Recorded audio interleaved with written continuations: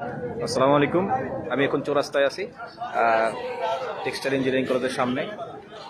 আর এখানে textile engineering কলেজের স্টুডেন্টরা রাস্তা ব্লক করে তাদের কর্মসূচি পালন করতেছে।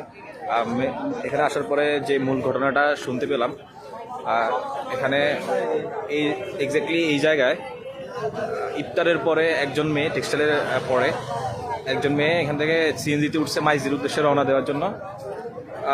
সিএনজিতে উঠার পরে সম্ভবত এক ক্লাস যাওয়ার আগ মুহূর্তে এই মেয়েটাকে অপহরণ করে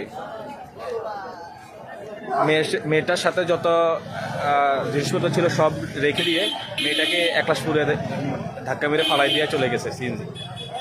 তো এটার প্রতিবাদে হচ্ছে টেক্সটাইলের এই ছাত্রছাত্রী ভাইরা যারা আছে তারা হচ্ছে রাস্তা ব্লক করে দিয়েছে।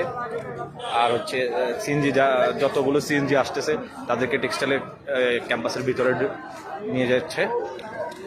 এই আর কি সর্বোচ্চ আপডেট। পুরা রাস্তা ব্লক করে রাখছে।